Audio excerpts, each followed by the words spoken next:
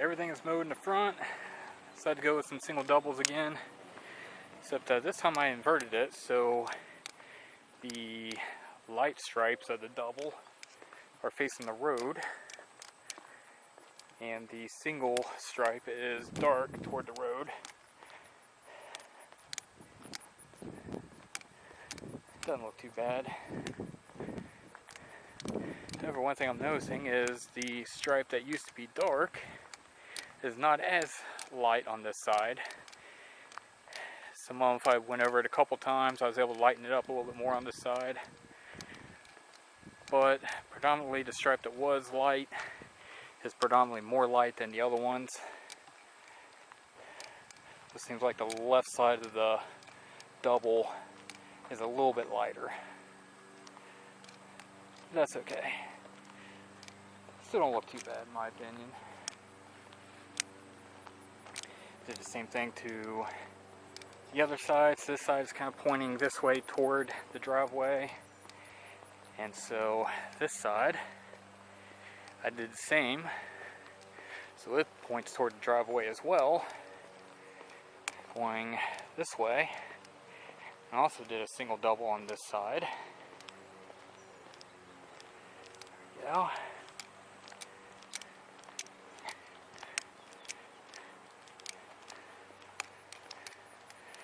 There we go. So everything is mowed, edged, blown down.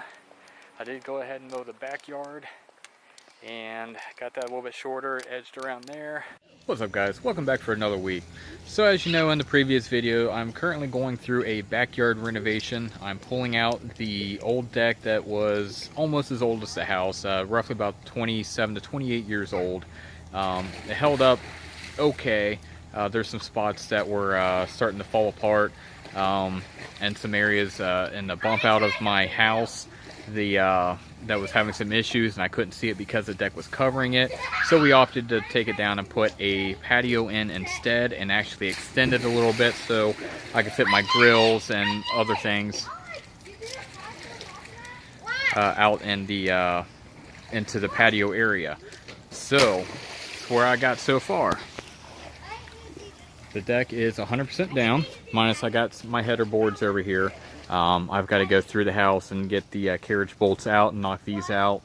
But one issue I did run into, and it's part of the reason why the bump out was having issues. So you can see down here, I got some boards holding up. There's actually a board that goes underneath the bump out to cover up the floor joists and the insulation and everything. This board is actually had fallen down.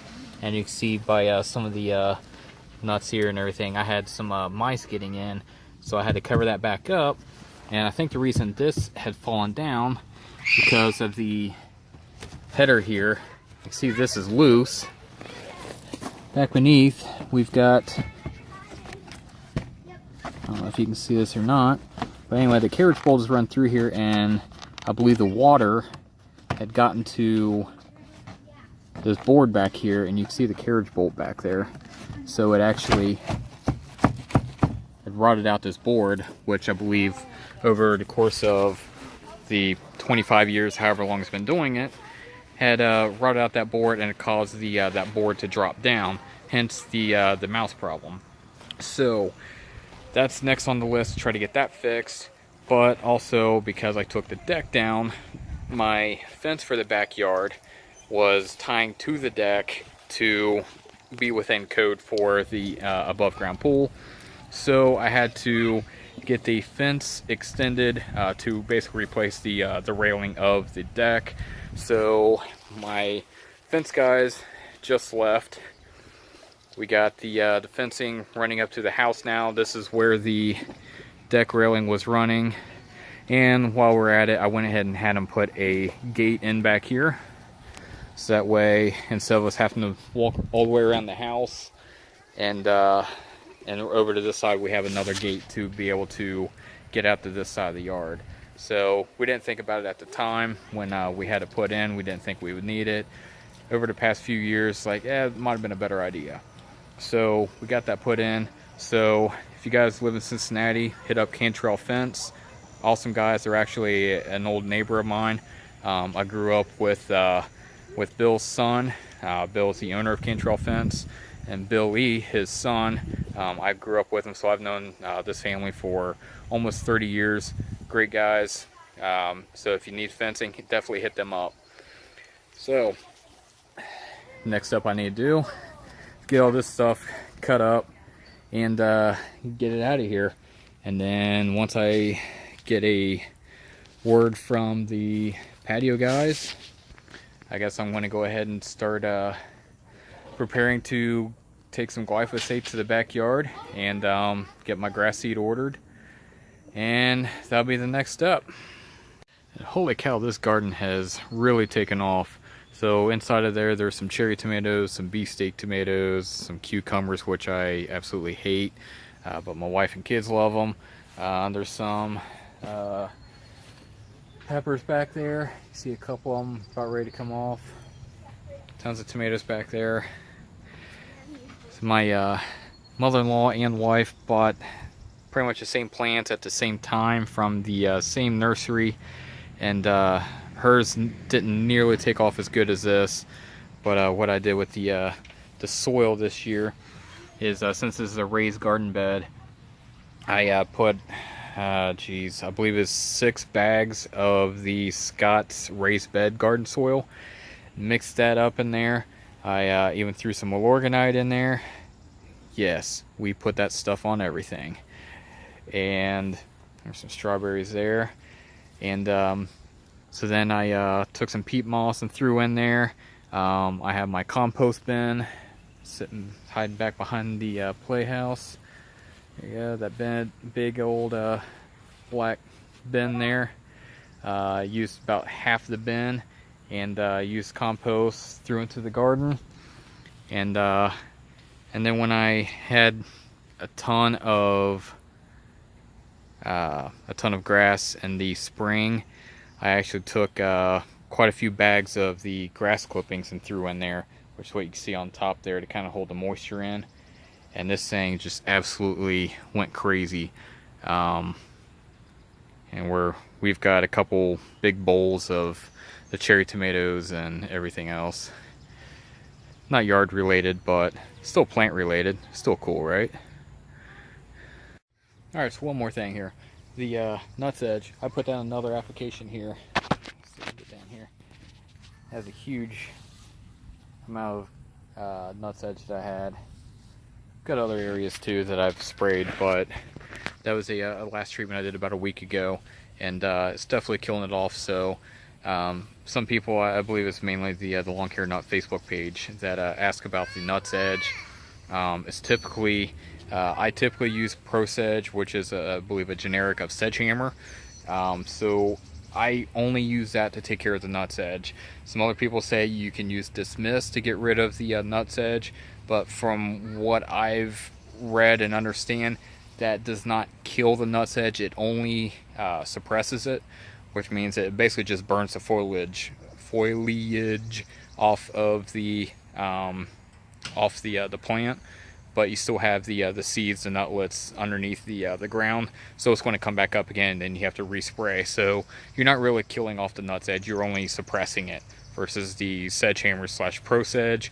You're actually getting into the root, getting out into the soil, and you're killing everything off. So that's the only thing I use for nut edge. Alright, so throughout the videos, in the past couple of videos, I've been talking about planning to nuke out my backyard. I was going to take glyphosate to the whole backyard because of the patio going in. I was actually planning on doing that Sunday, which was August 6th. I went through and I mowed a little bit shorter, so I didn't have as much dead grass sticking around in the backyard. Been talking about it for a month and a half, whatever, however I've been putting up into the videos. I told the wife that I was going to be doing it, and then yesterday I'm like, hey wife, help me move this extra stuff out of the way so I can go through and spray the yard. She put the hammer down to me. She put a stop to it, said no, we don't need to have dead grass in the backyard when there's a pool back here and kids playing, and she was worried about the dog eating the grass after I've been spraying the yard, which is a valid argument. But I had just been planning on killing out the backyard for quite some time. She asked a valid question if the chemicals I'm putting down is harmful to the kids or the yard. It should be okay. I've been using it so far in my gravel driveway, where you can see the half of my deck is sitting waiting to go to the dump. I've sprayed weeds and everything through there to kill it out. However, upon looking at the label, I have been using the Spectracide equivalent of Roundup, which does not have glyphosate in it. The key ingredient in it is Diquat dibromide. So I wasn't familiar with that chemical, so I asked. Green Doc of the Lawn Forum. He's really smart guy, so huge props to him for his extensive knowledge and being willing to help us that are not as knowledgeable in all the chemicals. So he said that the Diquat dibromide is actually a pretty nasty chemical, and he was surprised that it's even being sold to consumers still because it is so dangerous. You can even use it in a aquatic setting, I guess around docks, to try to kill out different, I guess, weeds or whatever that are around water. And the amount of the Diquat that is used in water to kill these chemicals or kill the plants is measured in a parts per million. It is that nasty of a chemical, and Spectracide still sells this to the consumer to basically kill their yard or weeds in their yard. So that's kind of scary if you think about it. That chemicals, dangerous chemicals like this, are being allowed to be sold to consumers, unbeknownst to them, like me, that is such a dangerous chemical. So I need to say I did not spray the backyard on Sunday. That was the original plan. And so I mowed shorter and was edging out everything, getting it nice and prepared for it, but I'm not doing it. But even though my wife did put a stop to the spraying and redoing the backyard, and being worried about the dog eating the grass and the kids playing around on the backyard where there's chemicals have been sprayed, so I asked, okay, what is a safe chemical to spray in the backyard that if the dog does eat the grass, it will not hurt her or my kids getting in and out of the pool with bare feet, any chemicals that might get inadvertently stuck to their feet after I have sprayed the yard. So the response was actual glyphosate. So the key ingredient in Roundup is actually a fairly safe chemical. Once you spray that down, it will be safe for the animals and kids. I was told that even the glyphosate is used in wildlife preserves and zoos. So figure elephants and all these other animals that eat grass, and these